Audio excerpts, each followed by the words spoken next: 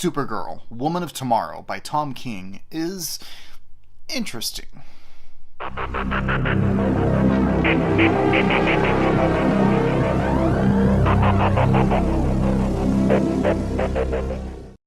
DC has long been in a quandary as to what to do with Supergirl. She has lived in Superman's shadow for much of her publication history, and even in her TV show, she gets cast-offs from Superman rather than a unique setup all her own, all the way down to villains and supporting cast. Can Tom King shake things up with a unique tale that is entirely Kara's, giving the character a stronger foothold to stand on her own? Does Supergirl, Woman of Tomorrow deliver on the promise to redefine Supergirl for the modern age? Is this book everything that I want a Supergirl story to be? To tell the truth, I'm really not sure how I feel about this book. Through a combination of interesting storytelling decisions, Tom King crafts a story that clearly knows where it is going and what it's trying to accomplish, yet simultaneously feels somewhat lacking. This is largely due to the titular character of Supergirl not appearing for the first third of the book, with the story instead being told by new character Ruthie. We see events unfold from this new girl's perspective, with the villain of the piece tying directly into her backstory rather than Supergirl's. This effectively makes Supergirl a supporting character in her own book, at least for this opening chapter. Although events toward the end of the book suggest that this could shift as we progress, that isn't a given, and it left me wondering what the story was really about. Is this a Supergirl story? Or a sci-fi fantasy epic that happens to feature Supergirl in the supporting cast? Now, this is a technique that can work really well to build up the titular character through indirect storytelling, crafting a compelling character study through the eyes of others. Books like Gotham Central by Ed Brubaker and Greg Rucka did this wonderfully, showing the effect Batman has on Gotham through the eyes of Gotham PD. Horror stories are especially effective at this, as they build a mystery surrounding the monster in question, not by a focus on the monster itself, but by the ways people react to it. This builds up and mythologizes the subject through perceptions and impressions rather than concrete facts. Unfortunately, the plot here doesn't support this method of storytelling, although it feels as though that is the intended goal. Supergirl's portion of the story is focused on her passing from a teenager to a young adult, with the requisite self-indulgence that often entails. Though she performs impressive feats and shows herself to be something beyond that of the normal inhabitants of this foreign world, this is balanced out by a sequence of drunkenness and an intense hangover.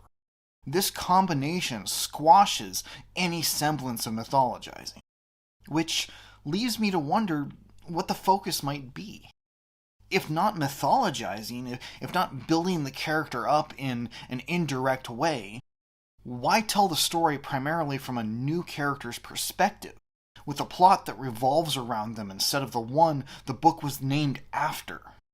It's a peculiar decision that, at least in this first chapter, doesn't feel as though it fits the themes the book is going for. That being said, the events of the book and this new character Ruthie are compelling, particularly by the end of the issue. It's a simple revenge tale set in a fantasy world, but Supergirl's presence and the implications of that throw a significant kink in the way the story progresses. If Ruthie weren't as well realized as she is, I might give the book a pass. But Tom King really shows his writing chops here, and presents a story that feels quite familiar and simultaneously like it could go anywhere. My hope is that the plot and purpose of the narrative style come more into focus in the next issue.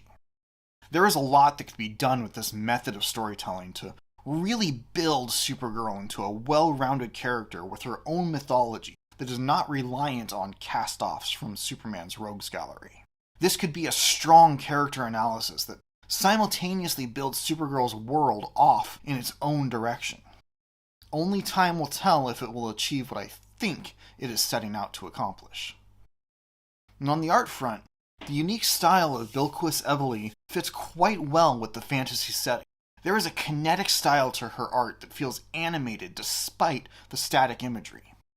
The way she illustrates the scenery feels very otherworldly, even for fairly standard imagery like the sun and clouds.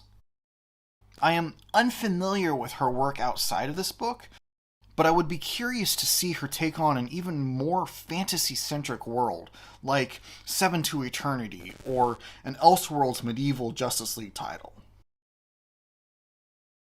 There was a lot to enjoy in this book, but my experience with it was a bit uncertain.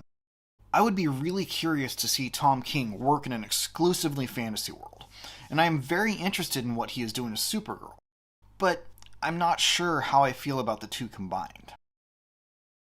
While I did enjoy Supergirl Woman of Tomorrow, my uncertainty with Tom King's storytelling technique here keeps me from loving it.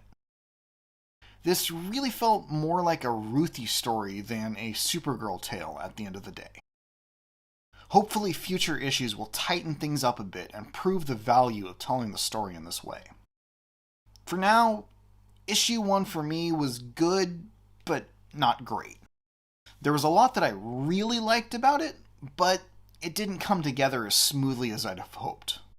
It was definitely enjoyable, but at this point, I think I'm going to wait for the trade paperback to come out so I can read the whole series at once.